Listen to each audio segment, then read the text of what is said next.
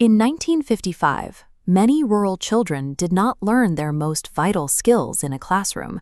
They learned them before breakfast. While modern mornings often begin with the soft glow of a digital thermostat, a mid-century farm child woke to a house that had been freezing cold for hours. If you remember the biting sting of frost on an iron pump handle in the pitch black, you know exactly what this meant. Every mid-century homestead operated in a permanent vacuum of necessity. The labor of children provided the baseline requirement to keep the family house warm, the livestock fed, and the water running. This cast iron pump, standing outdoors, was often the only source of water for the entire house. A single gallon weighs over 8 pounds. Supplying enough water for drinking, cooking, washing dishes, and boiling laundry required dozens of trips back and forth, hauling heavy zinc buckets across the yard, regardless of the weather. Heating the home and fueling the cook stove demanded a relentless consumption of fuel. A typical farmhouse burned through 4 to 6 cords of wood. Splitting, stacking, and carrying armfuls of that wood was a continuous, exhausting cycle that never paused. Once the fuel was inside, the fire had to be coaxed to life. Loading the heavy iron stove door required precise knowledge of drafts, dampers, and kindling placement. A mistake could fill the kitchen with smoke or burn the homestead to the ground. By the time the sun finally broke the horizon, a child had already performed the duties of a load-bearing pillar in the family's survival, all before putting on a coat to walk to school. Once the house was heated and watered, the focus immediately shifted outside. The farm ran on a rigid biological clock. Chickens needed to be fed and their eggs gathered, while pigs and cattle stood waiting in the stalls. This diagram illustrates the homestead caloric loop. Raw grain and feed enter the system on one side. If the children failed to move that feed, the farm stalled. As livestock converts feed into meat, milk, and eggs, the output drives the family's survival metric. Maintaining this loop meant children maneuvered around massive, unpredictable animals in tight, enclosed spaces. A kick from a horse carried the threat of severe injury. Nature did not pause for a child's fatigue or illness. Their morning routine was an unyielding contract with biology. By daylight, the volume of food required to sustain the family became the priority. Planting, weeding, and harvesting large plots of vegetables required intense manual labor. Look at the sheer bulk of these harvested leafy greens. Moving that kind of mass from the dirt to the kitchen table fell heavily on the youngest shoulders.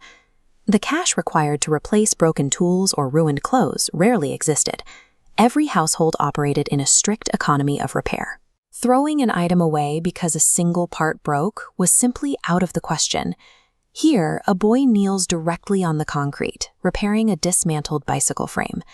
Maintaining basic transportation, patching a torn wire fence, and repairing small equipment fell under a child's direct jurisdiction. If they wanted to ride, they had to fix it themselves. This expectation extended to hand tools, to mend broken handles, learning how to sew and patch, and darn torn work clothes. Keeping textiles and tools functional for another season stretched a family's financial runway. Through this constant state of maintenance, rural children actively preserved the family's wealth. They were producers, actively preventing financial collapse. Historical context reveals that the mid-century rural experience was not a monolith. A well-established northern dairy operation, complete with massive barns, multiple silos, and fertile land, provided a high-end baseline of stability.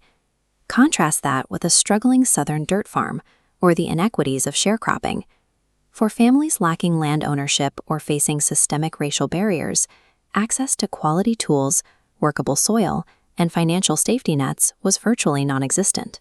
Children in marginalized families executed the exact same agricultural and maintenance skills, but under precarious and unforgiving conditions.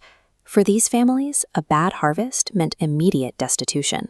While property lines and privilege varied across the country, the demand for a child's physical capability remained a universal, inescapable requirement. As the sun set and the seasons began to turn, children had to learn to read the environment. Anticipating a sudden frost, understanding cloud formations, and knowing exactly when the ground was ready for planting dictated the survival of the crops. Preparing for winter meant mastering the chemistry of food preservation. This cellar, packed with hundreds of glass jars, shows the overwhelming volume of canning, drying, and pickling required to keep the summer harvest from rotting. The final hurdle of the day was transforming those raw, hard-won materials into actual sustenance.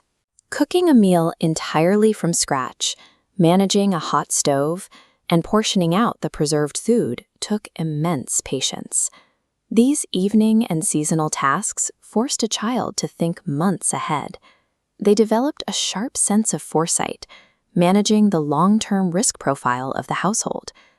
Decades later, modern infrastructure wiped out the harshest elements of that daily grind. A quick turn of a digital dial brings instant heat, replacing the dangerous labor of a heavy coal stove.